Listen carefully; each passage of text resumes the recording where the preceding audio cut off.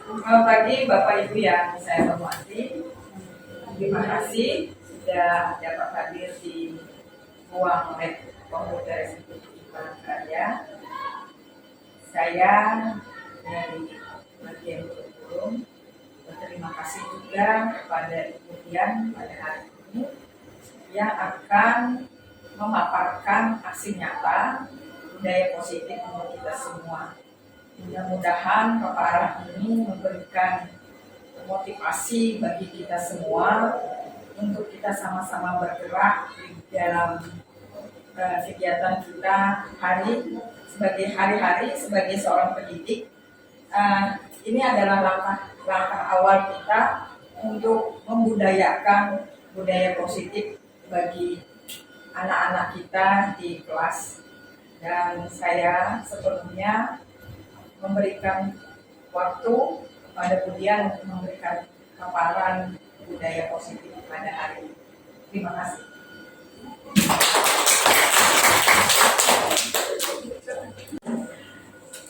Baik Bapak Ibu, selamat pagi. Assalamualaikum warahmatullahi wabarakatuh.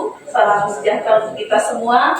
Terima kasih kepada Bapak Ibu yang sudah berkenan meluangkan waktunya untuk berhadir pada hari ini pada kegiatan diseminasi aksi nyata modul 1.4 budaya positif yang akan saya paparkan dengan saya sendiri Dian Anggraini sebagai calon guru penggerak angkatan 11 Kota Palangkaraya. Jadi tujuan dari kegiatan ini adalah calon guru penggerak atau saya sendiri dapat menyampaikan pembelajaran dari penerapan konsep inti dari modul budaya positif serta pemahaman kami sebagai guru penggerak mengenai konsep-konsep inti dalam modul budaya positif. Jadi konsep utama budaya positif ini adalah yang pertama ini adalah perubahan paradigma belajar, kemudian disiplin positif, motivasi perilaku manusia, serta kebutuhan dasar, posisi kontrol segitiga restitusi dan keyakinan kelas. Nah, kita mulai yang pertama yaitu perubahan paradigma baru. Jadi pembelajaran dengan paradigma baru itu merupakan pembelajaran yang dirancang berdasarkan prinsip pembelajaran berdiferensiasi, sehingga murid belajar sesuai dengan kebutuhannya berdasarkan tahap perkembangan sesuai teori psikologi modern untuk mewujudkan profil pelajar Pancasila. Seperti yang kita ketahui bahwa profil pelajar Pancasila itu ada yang pertama beriman dan bertakwa kepada Tuhan Yang Maha Esa, kemudian kebinekaan global, bergotong royong, kreatif, bernalar, kritis, dan mandiri. Selama ini kita terjadi miskonsepsi tentang teori kontrol ya, Bapak Ibu. Biasanya kita mempunyai ilusi guru mengontrol murid, kemudian mempunyai ilusi bahwa semua penguatan positif itu efektif dan bermanfaat. Kemudian bahwa kritik dan membuat rasa bersalah itu mampu menguatkan karakter, serta bahwa orang dewasa itu berhak untuk memaksa. Nah, ternyata kita masuk ke paradigma stimulus respon ke pendekatan dari kontrol. Jadi di sini sebelumnya kita berada di posisi ini, kita bahwa realitas kebutuhan kita itu sama. Ternyata dalam teori kontrol itu dinyatakan bahwa kebutuhan kita itu berbeda untuk masing-masing orang. Selanjutnya, sebelumnya juga kita beranggapan bahwa semua orang melihat hal yang sama. Ternyata setiap orang itu memiliki gambaran yang berbeda. Kemudian juga kita mencoba mengubah orang lain agar berpandangan sama dengan kita. Ternyata kenyataannya adalah kita berusaha memahami pandangan orang lain terhadap dunia. Selanjutnya, perilaku buruk dilihat sebagai suatu kesalahan. Ternyata semua perilaku itu memiliki tujuan. Entah itu perilaku baik, perilaku buruk itu ada tujuannya. Seperti itu. Kemudian orang lain bisa mengontrol saya. Sebelumnya kita berpikiran seperti itu, ternyata bahwa hanya kita yang bisa mengontrol diri kita sendiri.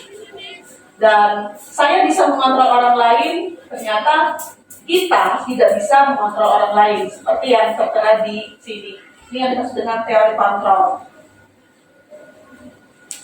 Selanjutnya, ini adalah di dalam modul budaya positif itu juga ada nilai-nilai kebajikan seperti yang kita ketahui. Ini adalah sudah dari zaman dulu pendidikan karakter ya Bapak Ibu sudah ada terkait dengan nilai-nilai kebajikan, dan di pendidikan guru penggerak ini juga ada penguatan terkait dengan nilai-nilai kebajikan yang digunakan untuk yang bisa mengubah karakter peserta didik. Selanjutnya, sebagai seorang manusia, kita mempunyai kebutuhan dasar. Nah, apa sih kebutuhan dasar manusia? Jadi kebutuhan dasar manusia ini adalah segala sesuatu yang kita lakukan untuk mendapatkan apa yang kita inginkan. Jadi seluruh tindakan yang kita lakukan itu memiliki tujuan tertentu, dan semua usaha terbaik yang kita lakukan adalah dalam rangka agar kebutuhan dasar kita terpenuhi dengan baik. Nah, ini 5 kebutuhan dasar manusia. Yang pertama adalah bertahan hidup. Untuk bertahan hidup ini kita memerlukan makanan, pakaian, tempat tinggal, keamanan, dan kesehatan. Kemudian juga kita memerlukan kasih sayang dan rasa diterima. Dan ini tidak bisa kita hindari ya Bapak Ibu. Jadi rasa diterima itu dipedulikan, berbagi, kerjasama, menjadi bagian dalam suatu kelompok itu adalah merupakan kebutuhan dasar kita sebagai seorang manusia. Selanjutnya penguasaan, harga diri, keinginan untuk dianggap, kemudian memimpin, berprestasi, diakui dan didengar. Ini rasa kebutuhan ini ada di diri kita dan di diri murid kita, seperti itu Bapak Ibu. Selanjutnya kebebasan merupakan kebutuhan dasar manusia juga, yang terdiri dari rasa mandiri, memiliki pilihan, kemudian mencoba hal baru, mampu mengendalikan arah dirinya dan kesenangan. Jadi sama seperti seorang anak yang memiliki rasa untuk bermain, humor, antusiasme, dan tertawa. Itu adalah 5 kebutuhan dasar manusia berdasarkan pemaparan dari MS Glow kalau tidak salah. Nah, selanjutnya kita masuk ke disiplin positif. Jadi disiplin positif ini merupakan bagian dari budaya positif ya Bapak Ibu. Jadi di bagian dari budaya positif itu ada disiplin positif, kemudian segitiga restitusi, keyakinan kelas yang ada di saat kurikulum merdeka ini yang mulai digembar-gemborkan. Padahal ini sebenarnya sudah lama di dalam diri kita, kemudian sudah kita jalankan dalam kegiatan kita sehari-hari. Disiplin positif. Nah, disiplin positif ini terkait dengan cara penerapan disiplin yang mengajarkan anak untuk bertanggung jawab dan menumbuhkan kesadaran diri berdasarkan nilai-nilai kebajikan. Kemudian ini lebih mengarah ke disiplin yang dapat mengontrol diri dalam melakukan segala tindakan. Kemudian juga dapat membuat murid memahami dan menyadari berdasarkan motivasi interaksi, bukan akibat paksaan, ujian, ataupun hukuman.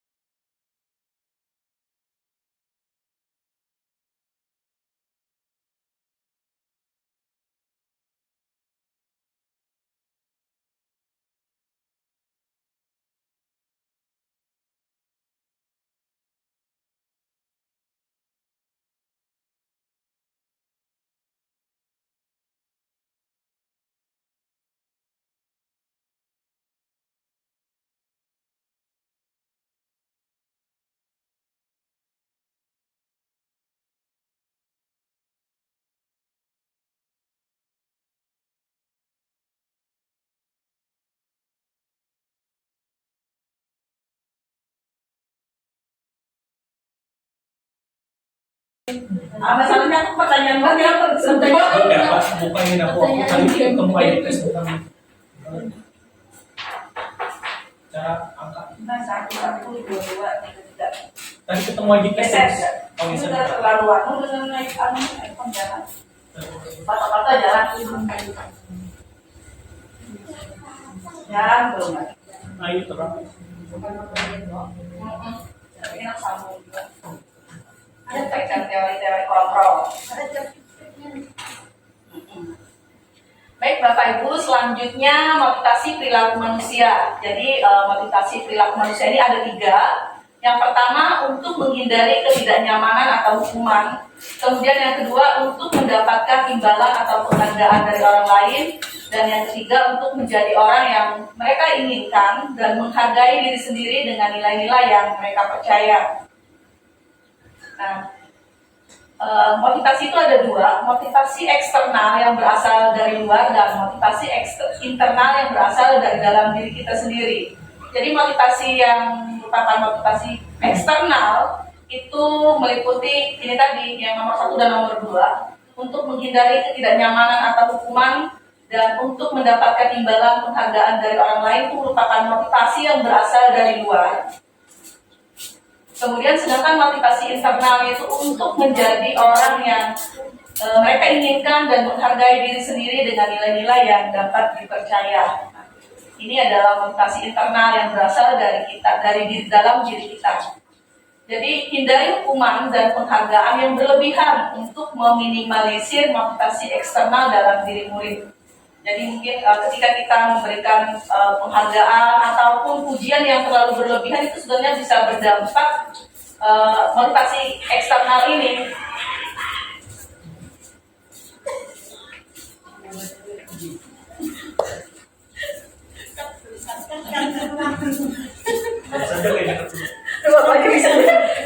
Nanti aku bisa Helena membuka video lah yang gitu lah. Kita pada di depan.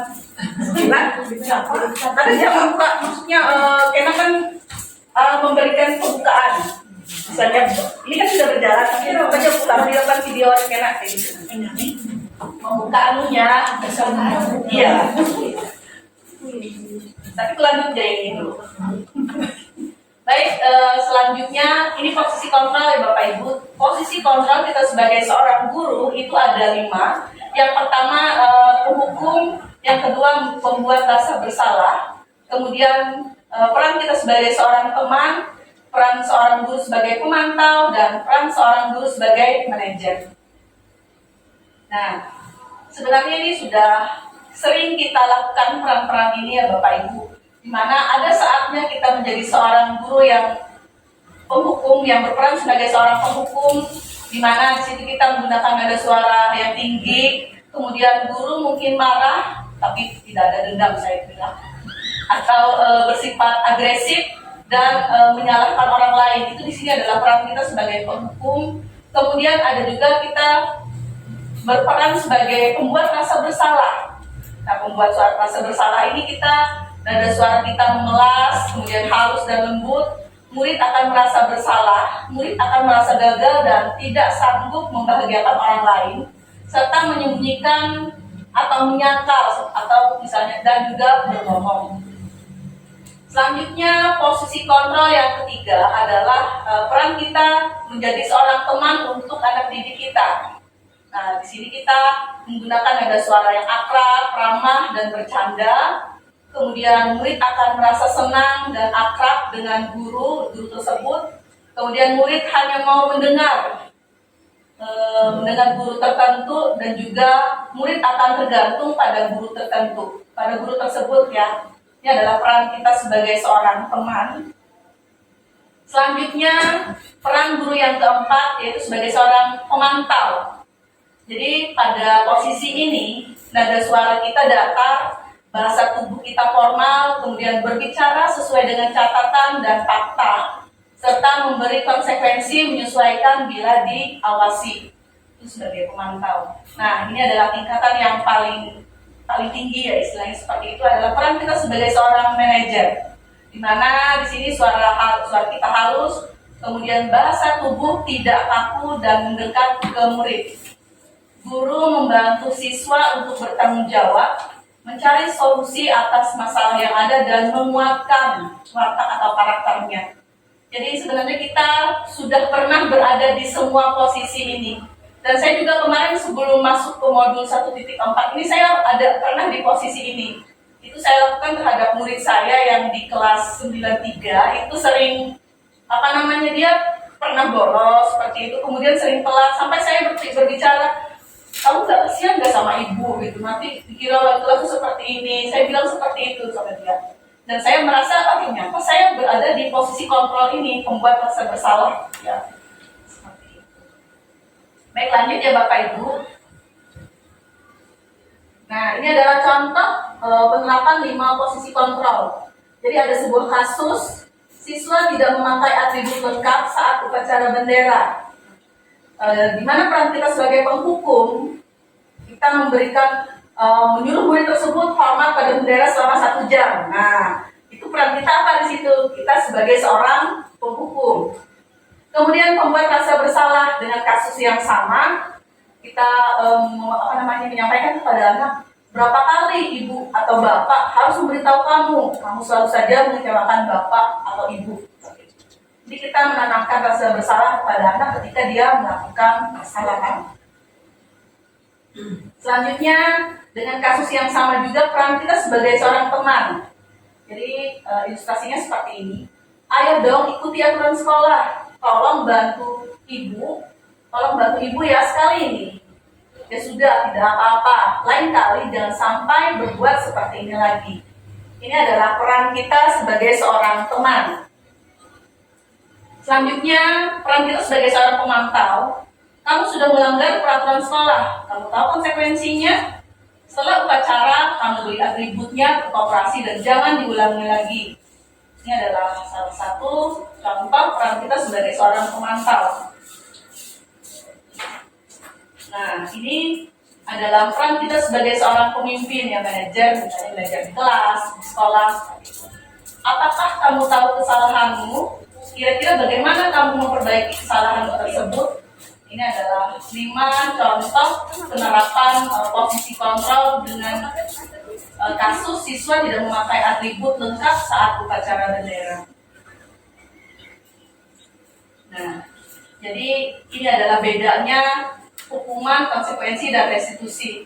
Restitusi ini ada di kurikulum Merdeka yang lebih ditonjolkan. Jadi ketika kita menghadapi sebuah kasus yang bersifat hukuman, itu terjadi tidak terencana atau tiba-tiba ya. Kemudian murid tidak tahu apa yang akan terjadi atau tidak dilibatkan. Dan hukuman ini bersifat satu arah dan berupa hukuman fisik atau psikis. Kemudian konsekuensi. Rencana disepakati sesuai dengan aturan, murid tetap dibuat tidak nyaman, sikap guru selalu memonitor murid. Nah, di restitusi, segitiga restitusi ini merupakan gabungan antara hukuman dan konsekuensi. Ya. Jadi di modul di dalam kita mengikuti pembelajaran guru penggerak itu ada yang namanya segitiga restitusi. Segitiga restitusi ini prosesnya menciptakan kondisi bagi murid untuk memperbaiki kesalahannya. Dan di sini ada proses kolaborasi yang mengajarkan murid untuk selalu mencari solusi sendiri. Jadi restitusi ini merupakan penyempurnaan dari hukuman dan konsekuensi ini.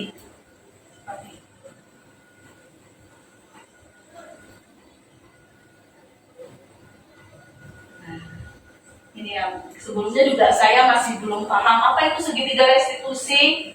Ternyata di guru penggerak ini kita diajarkan tentang segitiga restitusi.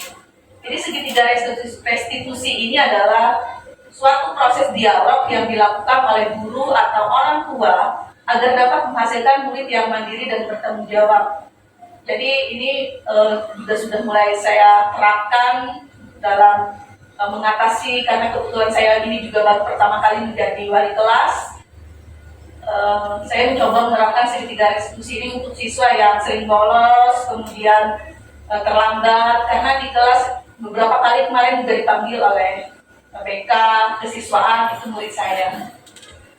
Jadi ini sebenarnya upaya guru ya, terlepas dari ternyata setelah menggunakan segitiga restitusi ternyata tidak ada perubahan. Ya, berarti disitulah upaya kita yang tiada henti untuk selalu mengingatkan anak-anak kita, mau dia berubah atau tidak, ya mungkin dia di SMP seperti itu, ada perubahan mungkin nanti di SMA. Kita berpikir positif seperti itu aja yang baik. Baik, lanjut. Ini adalah penjelasan tentang segitiga restitusi. Jadi yang pertama itu menstabilkan identitas. Jadi sebenarnya di sini ketika anak bersalah, kita tidak boleh menjatuhkan mentalnya, ya. Jadi kita di situ bisa kita mengolah informasi dari anak tersebut dengan yang pertama ini meliputi prinsip membuat kesalahan itu adalah bagian dari proses pembelajaran, menggeser identitas gagal ke identitas sukses. Itu kita ada contoh-contoh sebenarnya ungkapan yang bisa kita berikan kepada anak agar dia ketika dia melakukan kesalahan itu dia tidak merasa seperti dihakimi. Kemudian validasi tindakan yang salah ini meliputi prinsip setiap perilaku yang berupaya memenuhi suatu kebutuhan tertentu. Guru akan bergeser dari pemikiran stimulus respon menjadi proaktif, mengenali dan mengakui kebutuhan murid akan memperbaiki hubungan dengan muridnya. Kemudian menanyakan keyakinan, murid akan diberi pertanyaan-pertanyaan bermakna untuk memunculkan motivasi secara intrinsik, mampu mengaitkan keyakinan dengan tindakan yang salah. Nah, ini yang saya sampaikan tadi. Ini adalah contoh sebuah kasus perbedaan antara hukuman, konsekuensi, dan diperbaiki di restitusi. Contohnya ini adalah kasus siswa sering tidak mengerjakan PR. Kita beri hukuman, guru menghukum murid dengan berdiri 10 menit di depan kelas. Kemudian guru marah dan murid menjadi takut. Kemudian konsekuensi, guru memberikan konsekuensi untuk menulis PR sebanyak 3 kali. Guru tegas dan murid menghormati peraturan. Nah, di restitusi ini merupakan jalan tengah sih sebenarnya. Jalan tengah artinya memperbaiki hukuman dan konsekuensi ini tadi. Karena kita adalah pembelajaran yang berpihak pada murid, jadi segala-galanya itu murid seperti itu. Jadi kita adalah ibaratnya murid itu adalah konsumen yang kita berikan pelayanan. Jadi di segitiga restitusi ini guru menanyakan keyakinan kelas dirinya dan membantu murid menyelesaikan masalah. Guru terbuka dan murid menghormati dirinya dan orang lain. Jadi restitusi itu terkait dengan 3 langkahnya tadi. Yang pertama menstabilkan identitas, kemudian validasi tindakan yang salah. Ini sih sebenarnya kalau saya lihat sudah sering dilakukan oleh guru BK, ya, bagian kesiswaan juga sudah di segitiga restitusi sudah sering kita lakukan.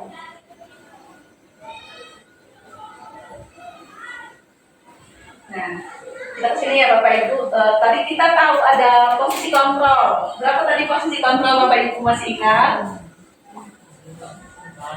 Ada 5 ya. Posisi kontrol itu ada 5. Ketika kita berperan sebagai seorang penghukum, sebagai teman, sebagai pemantau, sebagai manajer, apalagi. Nah, sini ada kasus nih, ada contoh. Kamu tidak pernah benar melakukannya. Nah, ini kira-kira posisi kontrol kita sebagai apa Bapak Ibu? Apakah kita sebagai penghukum? Apakah sebagai teman, pemantau, membuat rasa bersalah? Ada 5 posisi. Kamu tidak pernah benar melakukannya. Ini terdengar seperti kita menghakimi ya Bapak Ibu. Menghakimi ya, mungkin sebagai apa ini? Penghukum ya? Penghukum ya. Sebagai penghukum. Jadi ini adalah posisi kontrol sebagai penghukum. Nah, kalau ini ayolah lakukan demi Bapak Ibu ya. Ini kita lakukan dengan nada suara yang lembut. Ini adalah posisi kontrol kita sebagai pembuat rasa bersalah. Apa rencanamu untuk menyelesaikan masalah ini? Manajer biasa. Jadi Jadi ini adalah posisi kontrol kita sebagai seorang manajer, ya. Selanjutnya, kamu tidak pernah mendapat nilai jika tidak mengerjakan tugas. Nah, ini posisi kontrol kita sebagai kamu tidak pernah mendapatkan nilai jika tidak mengerjakan tugas. Sebagai pemantau bisa ya, memantau ya, memantau sebagai pemantau. Ini kita ada konsekuensi. Ini terkait dengan budaya positif tadi ya, berbagi paradigma baru, kemudian membuat disiplin positif, segitiga restitusi, motivasi perilaku, dan yang terakhir adalah keyakinan kelas. Ini sudah kita terapkan ya Bapak Ibu. Ada suatu pertanyaan, mengapa keyakinan kelas? Mengapa bukan peraturan kelas?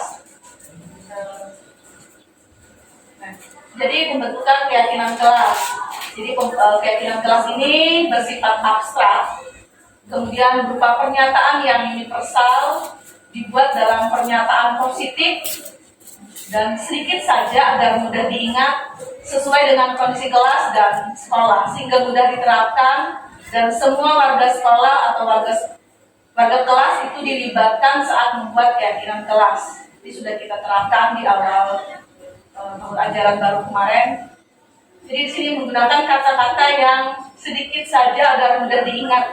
Jadi keyakinan kelas itu kata-katanya jangan terlalu panjang dan merupakan pernyataan positif.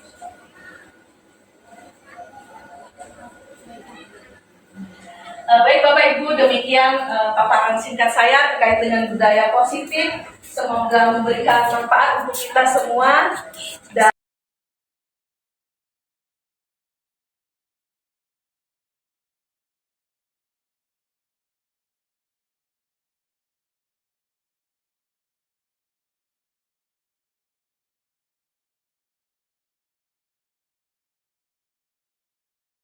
Terlalu banyak ditekan tadi ya, kalau nulisnya jangan ditekan yang bagian lemnya. Nah, ada tuh.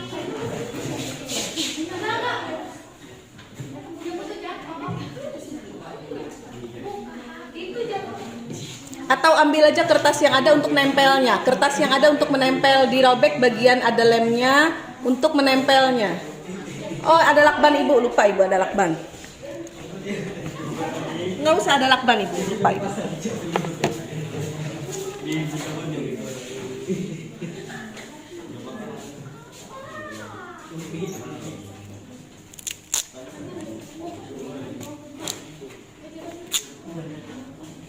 Yang nggak bisa nempel dikasih lakban aja.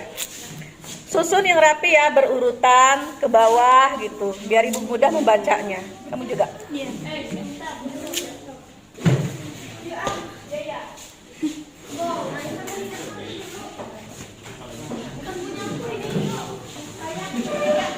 Yang tidak bisa nempel bisa minta lakban sama Ibu. Susun berurutan yang rapi dari atas ke bawah, satu baris, dikasih jarak yang cantik ya.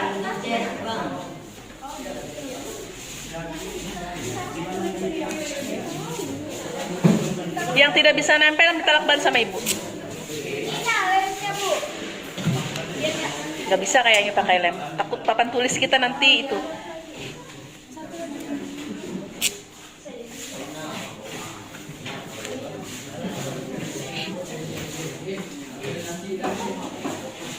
Baik, lanjutkan dengan yang lain. Bisa nggak nih kasih lakban kalau jatuh?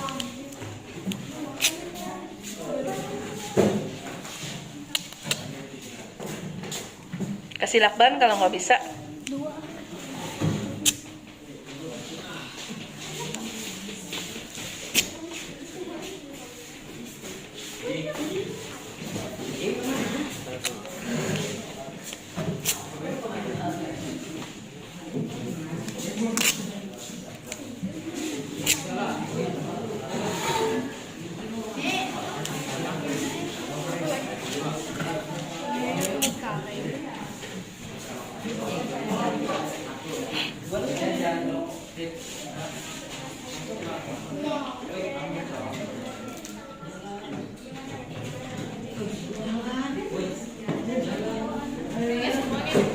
Iya. Nah di ini aja di bagian atas ya kasih lakbannya. Bisa ditarik gini aja.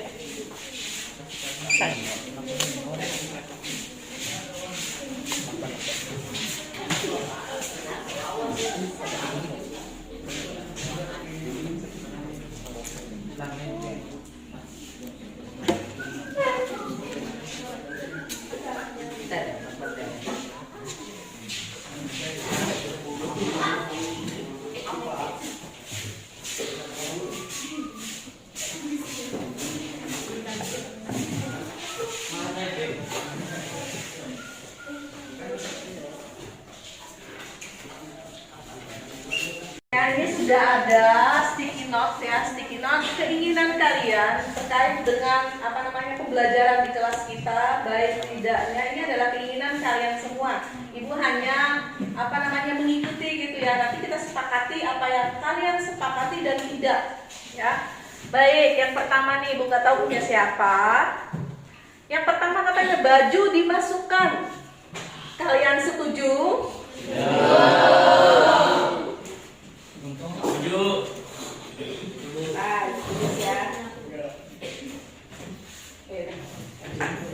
Sepakati aja. Yang pertama baju dimasukkan, tidak boleh pakai sandal dan tidak boleh pakai make up berlebihan. Setuju? Setuju. Ya, tidak boleh. Bajunya harus selalu dimasukkan, tidak boleh menggunakan sandal dan tidak boleh menggunakan make up berlebihan. Contohnya kalau dia pakai blush on gitu ya, pakai eyeshadow tebal gitu, lipstiknya merah menyala misalnya. Ini nggak ada ya, rasanya nggak ada yang seperti itu. Baik, yang pertama kita setuju bahwa bajunya harus selalu dimasukkan, tidak boleh menggunakan sandal dan tidak boleh menggunakan make up berlebihan. Itu sudah sebenarnya ada 3 kesepakatan di situ. Ya, baik. Lanjut. Tidak boleh terlambat dan juga berisik ketika belajar, dan sebelum masuk ruangan harus dibersihkan. Yang pertama, tidak boleh telat. Setuju? Setuju. Yang kedua, tidak boleh ribut saat jam pelajaran. Setuju? Setuju. Ini ya, Ibu minta kalau misalnya kalian tidak setuju, misalnya nih, ngomong Bu, saya pengen ribut, misalnya. Kasih tahu aja nggak setuju, itu nggak apa-apa. Artinya ini kita bebas ya, bebas mengemukakan pendapatnya. Selanjutnya yang piket harus bertanggung jawab. Ini 3 kata serunya ini. Yang piket harus bertanggung jawab. Setuju? Tidak. Ahmad Rida tidak setuju? Setuju semua ya. Jadi ada 6 poin sebenarnya sudah. Ada 6 poin ya. Tidak boleh terlambat, tidak boleh ribut saat jam pelajaran dimulai. Yang piket harus bertanggung jawab. Oke, kita sudah ketemu 6 poin. Kita tunggu dari yang lain lagi. Ini tidak boleh lambat dan tidak berisik ketika belajar, dan sebelum masuk ruangan harus dibersihkan. Ini sama ya, sama dengan yang di atas. Kemudian yang selanjutnya, jangan berisik waktu jam pelajaran. Sebelum masuk kelas wajib membersihkan kelas terlebih dahulu. Oke, sama dengan di atas ya, sama sepakatannya. Selanjutnya, ke WC hanya 1 kali.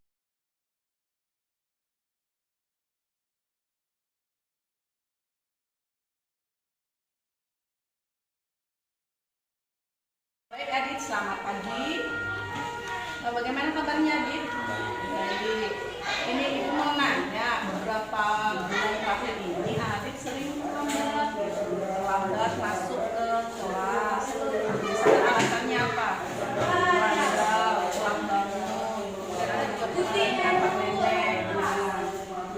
Itu gimana tuh? Adit mau nggak?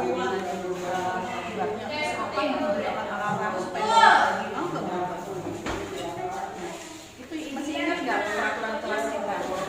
Apa?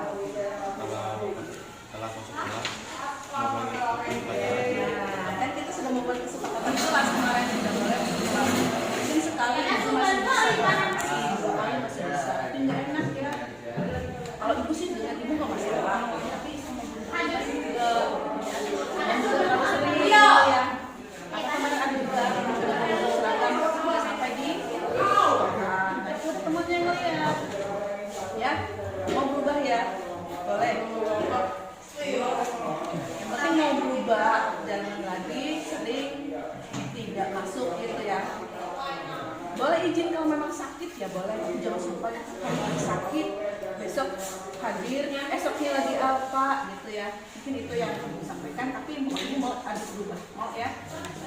Terima kasih Adit atas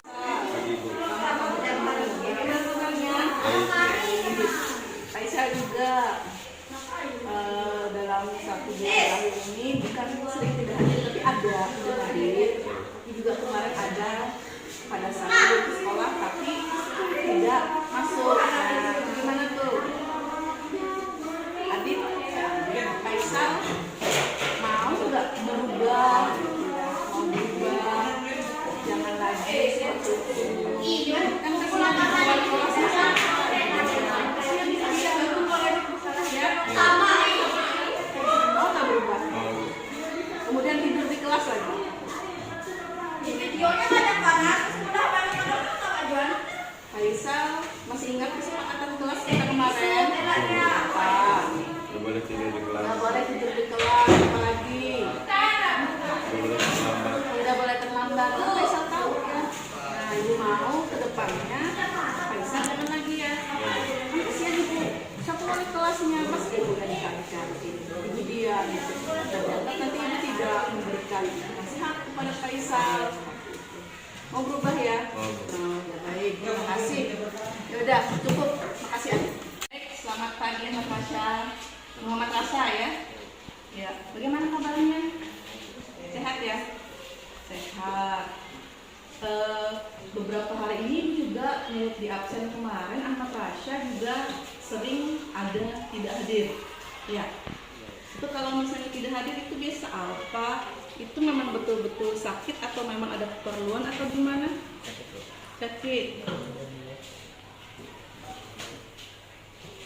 Terus kalau misalnya di kelas, ibu juga sering melihat Ahmad Rasha agak kurang bersemangat belajarnya seperti itu. Saya ceritakan ke ibu. Maksudnya apakah ada mata pelajaran yang kurang Ahmad Rasha senangi atau gimana gitu? Kadang kan seperti orang tidak bersemangat gitu kalau belajar.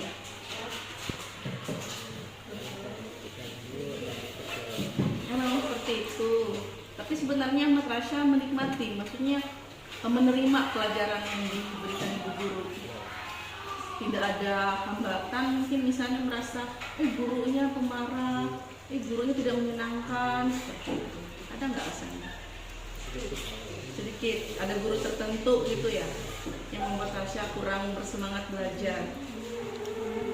Rasha ingat nggak kesepakatan kelas kita kalau misalnya anak-anak itu harus apa, kalau belajar itu harus semangat, harus tertib. Masih ingat nggak kita punya kesepakatan kelas?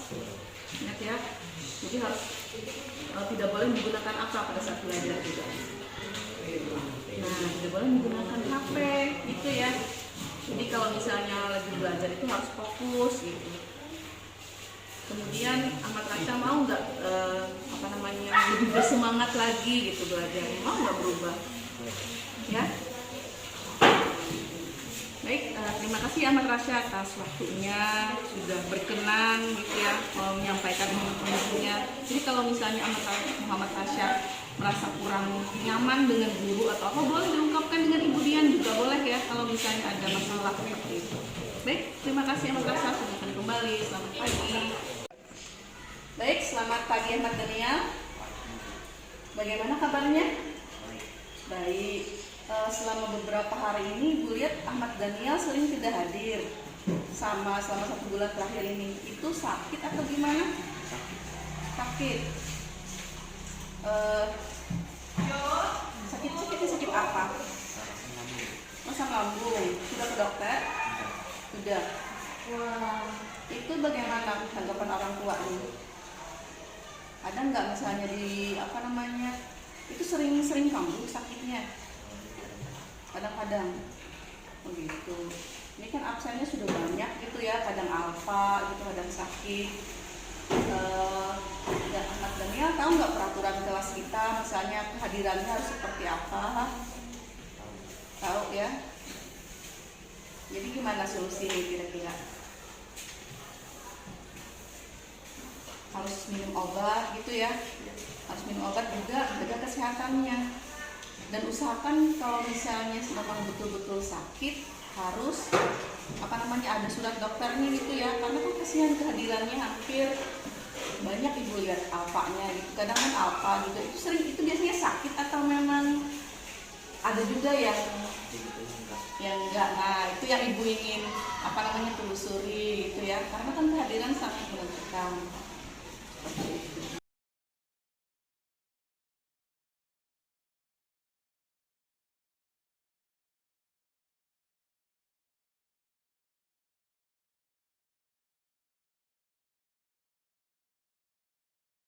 Ya, terima kasih atas penjelasan yang disampaikan Budian masalah refleksi di antara yaitu perasaan setelah mengikuti atau mengetahui teori budaya positif. Mungkin sebelum ada penjelasan dari Budian, kita belum tahu apa itu yang sebenarnya teori budaya positif. Ternyata setelah ada penjelasan dari Budian, ternyata selama ini terutama saya sudah menjalankan apa yang diuraikan dari Budian itu sendiri. Cuman karena belum ada penjelasan yang mendetail sehingga nggak tahu yang kita lakukan setiap hari kepada siswa itu ternyata kita sudah mendapatkan, sudah mengenal, sudah menjalankan yang dimaksud dengan teori budaya positif. Nah itu menurut saya, sebelum ada hal kepada siswa sehingga saya belum tahu. Setelah adanya penjelasan ya bersyukur sehingga itu pembelajaran tambahan yang betul-betul sebenarnya sudah kita jalankan, tapi belum tahu apa yang itu sebagai teori budaya positif. Ternyata selama ini terutama saya sudah menjalankan hal itu. Setelah itu kita akhirnya bisa membedakan waktu menjelaskan ke siswa, misalnya setelah menerapkan teori budaya positif, misalnya disiplin, kita bisa menegur anak itu ternyata dengan cara menegur, dengan mengarahkan itu sudah termasuk refleksi atau teori budaya positif juga. Setelah itu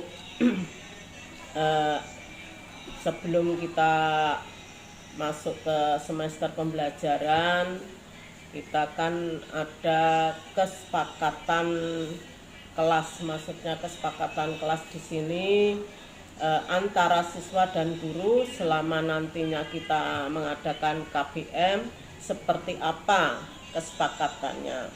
Maksudnya kesepakatan di situ misalnya apabila dikasih tugas PR tidak dikerjakan berarti ada sanksinya. Sanksi dari kita memikirkan atau kita memilih sanksi dari positifnya. Anak bisa mengulang kembali tugas yang belum diselesaikan. Kedua, punya perjanjian tidak akan mengulang lagi. Nah itu ternyata sudah termasuk teori budaya positif. Itulah yang saya ketahui setelah ada beberapa poin yang sudah dijelaskan sama Bu Dian masalah teori budaya positif. Kemudian kalau bukan cuma di kelas saja, mungkin waktu istirahat kita melihat dari anak yang kurang disiplin dalam memakai seragam sekolah, misalnya baju dikeluarkan, sepatu nggak dipakai. Nah itu tugas kita menegur, mengingatkan kembali supaya anak bisa membiasakan diri untuk kedisiplinan, untuk melatih diri sendiri supaya lebih baik. Termasuk juga itu ternyata segitiga resolusi, berarti termasuk validasi tindakan yang spontan supaya ada perubahan dari anak itu sendiri. Nah itu mungkin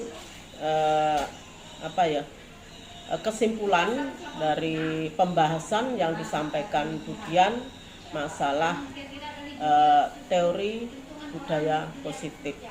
Mungkin itu aja yang perlu saya sampaikan, tanggapan, masukan yang bisa diserap dari saya sendiri terutama, sehingga dengan adanya pembelajaran yang menggunakan teori budaya positif itu bisa menertibkan diri kita sendiri dan untuk perubahan yang lebih baik untuk siswa kita atau anak kita atau anak didik kita, terutama di SMP 7 Palangkaraya. Terima kasih. Assalamualaikum warahmatullahi wabarakatuh. Nama saya Dian Anggraini, saya adalah wali kelas 93. Penerapan segitiga restitusi yang saya lakukan di kelas saya, itu saya lakukan terhadap beberapa orang siswa yang dalam 1 bulan terakhir sering tidak hadir ke sekolah. Alasan yang mereka ajukan misalnya seperti mengantar nenek, kemudian sakit, dan itu dilakukan secara terus-menerus dan berulang. Kemudian ada juga anak yang tidak hadir ke sekolah karena tidak adanya perhatian dari orang tua. Dalam hal ini saya menerapkan segitiga restitusi. Yang pertama, saya kemarin memanggil 4 orang siswa, di mana siswa tersebut hadir dan saya melakukan praktek tindakan segitiga restitusi kepada anak tersebut. Yang pertama, saya menstabilkan identitas. Pada kesempatan itu saya melakukan menggali apa yang membuat anak tersebut tidak hadir ke sekolah. Kemudian saya juga memberikan motivasi kepada anak agar anak menjadi bersemangat dan anak tidak merasa bersalah. Langkah kedua yang saya lakukan adalah saya memvalidasi tindakan.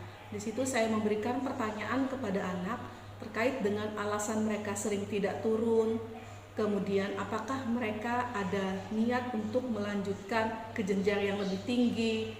Kemudian saya juga menanyakan hal-hal yang terkait dengan alasan mereka sering tidak hadir ke sekolah. Kemudian saya menanyakan tentang keyakinan kelas yang sudah dibuat. Karena pada tahun ajaran baru, kelas kami juga sudah menetapkan keyakinan kelas, di mana keyakinan kelas tersebut sudah disepakati oleh semua anak yang hadir. Nah, dari hasil tersebut sudah saya pantau di absen mereka, yang sebelumnya dalam 1 hari itu bisa sampai 10 anak yang tidak hadir dengan berbagai macam alasan. Setelah saya cek, pada 1 minggu terakhir ini sudah terjadi penurunan.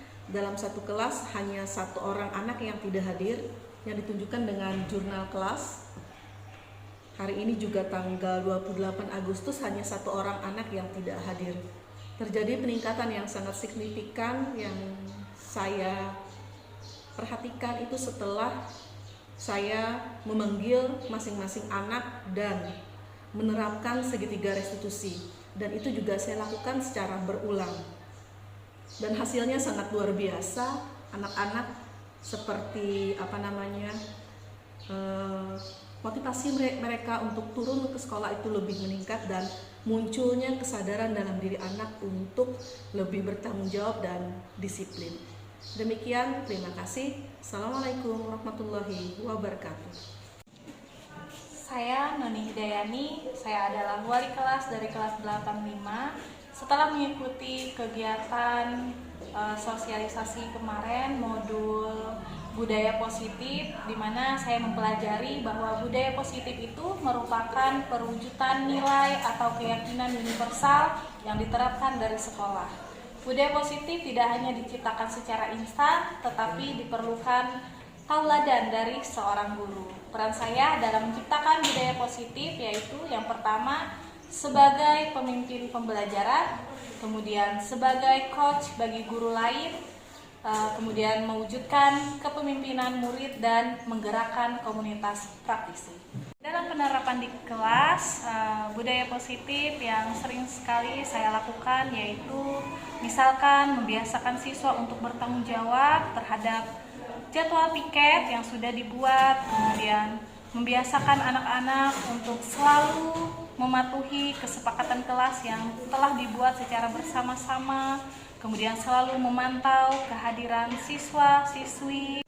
Pemahaman terkait budaya positif, yang pertama adalah disiplin positif yang biasa diterapkan di sekolah atau di kelas. Kemudian yang kedua, teori kontrol, di mana teori kontrol itu ada 5.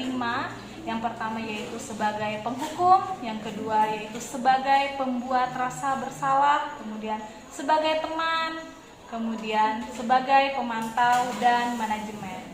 Yang ketiga yaitu teori motivasi mendasari seorang guru berperilaku atau bertindak.